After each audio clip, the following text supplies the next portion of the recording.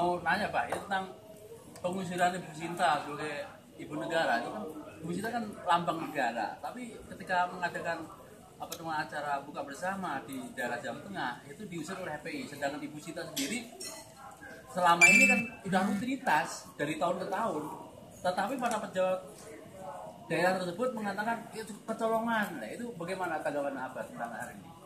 Ya kalau kecolongan berarti lalai. Maka kalau ayatnya lalai, orang yang lalai itu fawailul lil musholli. Maka celakalah orang yang sholat. Karena apa? Alladzina hum an sholatihim sahun. Sholat tapi lalai. Nah, tidak bisa seorang kepala negara, kepala pemerintahan, gubernur, pangdam, kapolda. Kalau saya presidennya sampai terjadi kondisi yang mengancam keselamatan ibu negara atau mantan ibu negara, maka saya copot itu pangdamnya, sakapoldanya. Karena ini tidak benar, tidak bisa seorang pejabat ngomong kecolongan. Apa tugasnya Intel? Apa tugasnya BIN? Apa tugasnya BAIS? Ini sama sekali kemudian menunjukkan kelemahan yang sangat frontal. Sudah jelas kok bahwa yang namanya ibu negara itu kewajiban negara mengawal dengan pas pampres. Dan itu mempunyai hotline yang khusus dengan pihak Kodam, pihak Polda untuk pengamanan ibu negara. Di negara manapun itu begitu. Kalau sampai bilang kecolongan, harus dicopot. Kerjanya apa dia? Ini yang pertama ya. Terutama BIN itu ya. Khususnya badan intelijennya. Badan intelijen itu di Polda ada Intelpamnya, di Kodam juga ada Asintelnya. Kerja apa? Ini yang menunjukkan bahwa betapa kedodorannya untuk urusan yang sedemikian kecil di negara yang besarnya kayak begini, di provinsi yang katanya Jawa Tengah itu kondusif. Kalau di Jawa Tengah menjadi yang selama ini menjadi barometer ketentraman, kok sampai ada kecolongan begini? Ada seorang ibu negara hanya dengan FPI yang organisasi yang tidak jelas hukumnya, badan hukumnya, dan sering melakukan pelanggaran, masih bisa terjadi. Berarti nggak selama ini nggak bekerja, atau FPI memang dipakai oleh alat negara itu untuk sengaja mengadakan proyek-proyek pekerjaan yang tidak jelas. Yang pertama ya. Tetapi di dalam tubuh NU sendiri juga harus mulai koreksi diri dong. Khususnya ini ada pakar bursa, ada Banser. Jangan kemudian Banser diam saja. Melihat kayak begini harus bergerak. Jangan kemudian malah saya dengar katanya Banser mengumumkakan atau mengeluarkan statement bahwa itu kesalahpahaman saja. Nggak bisa begitu. Copot itu namanya Bansernya. Banser itu adalah barisan Ansor Serbaguna. Namanya Ansor itu adalah penolong. Penolong kepada siapa? Di dalam Quran, nahnu ansarullah, penolong Allah, intan surullah yang surkum wasabit adamakum. Dan di sini berbicara tentang aswaja, maka berbicara tentang NU.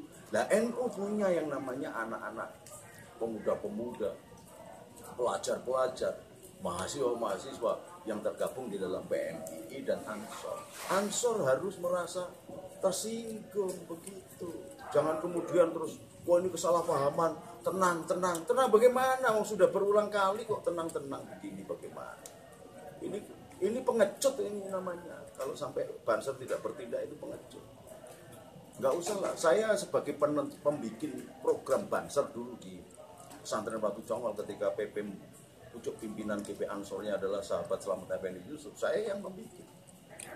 Program Banser adalah, Banser kriterianya adalah kader inti gerakan pemuda Ansor. Dia harus menjadi inisiator, menjadi eksekutor sekaligus stabilisator. Dan ini kaitannya dengan ATHG, ancaman, tantangan, gangguan, dan hambatan. Banser harus membaca itu. Jangan kemudian Banser malah sampai mati, jaga gereja, dibom, mati. Tetapi jaga ibunya sendiri, istri dari Hadratul Syekh Kiai Haji Abdurrahman Ad-Dakhil Wahid, lalu ngomong salah pahaman. Bagaimana salah paham? Dulu saya bikin pasukan berani mati karena mendengar bahwa Gus Dur dihina-hina. Maka tugas seorang pemuda harus tampil sebagaimana Sayyidina Ali ketika menyelamatkan pasukan Rasulullah di Madinah. Ada orang Yahudi Khaybar yang mau memberontak, Sayyidina Ali yang tampil sebagai pemberantasnya. Kan begitu pemuda. Nah ini saya harapkan Banser harus segera. Kemarin saya juga memberikan semangat dan motivasi kepada gerakan pemuda Pancasila bersama Mas Yapto. Harus Pancasila sudah tidak boleh lagi dihina dan diinjak-injak kayak gitu. FPI jelas menganggap Pancasila adalah togut, sama dengan kelompok PKS atau kelompok HT. Oh sudah jelas bahwa dasar Indonesia itu, dasar negara Indonesia itu Pancasila. Kok ada orang menganggap sebagai togut? Harusnya tidak boleh tinggal di negeri Indonesia. Demikian juga yang PKI. Nah, PKI kita bertindak dengan sedemikian kerasnya. Kenapa dengan HTI tidak? Kenapa dengan FPI tidak? Ini ada apa sebenarnya? Coba baca itu kitabnya Mas Kumambang, Kiai Hadratus Syekh Mas Kumambang, yang diterbitkan sampai di Mesir pada tahun 1923. Itu jelas mengatakan bahwa yang namanya Wahabiyah yang sekarang beranak pinak di Indonesia ini, itu adalah cara-cara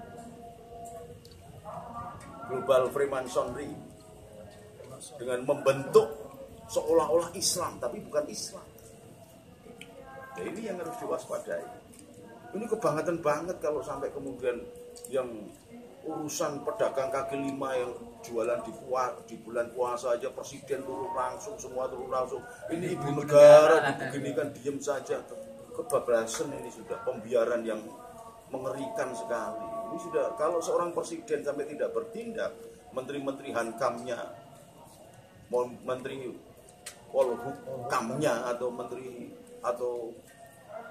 menteri Hankamnya kok tidak bergerak, Menhannya tidak bergerak dan tidak mengambil tindakan, wah sudah, ini sudah menunjukkan bahwa kelas Indonesia sudah sedemikian rendahnya sehingga aturan peranatan birokrasi negara bisa dijemer, bisa diobrak-abrik oleh organisasi yang tidak jelas organisasinya, yang tinggal di Indonesia tetapi tidak tunduk kepada peraturan Indonesia. Ini mengkhawatirkan sekali. Kalau begini ya bagaimanapun juga rakyat harus tahu. Bagaimanapun juga Bu Sinta Nuria adalah istri dari waliullah yang namanya Abdurrahman Wahid. Menurut saya waliullah. Dan pecintanya sedemikian banyak di negeri Indonesia ini. Kalau ini dibiarkan begini, pemerintah tidak mengambil tindakan berarti melakukan pembiaran. Kalau pembiaran nanti terjadi chaos, jangan salahkan warga atau umat Islam yang lain yang sedang bergerak. Jangan kemudian diredem-redem. Selama ini kan kalau ada orang Islam yang berbuat begini-begini, dicapnya mati-mati. Nah, ini ada apa? Dan saya minta itu Aloysius Budi, pastornya juga bertanggung jawab kenapa dia menyelenggarakan begitu dengan teledor.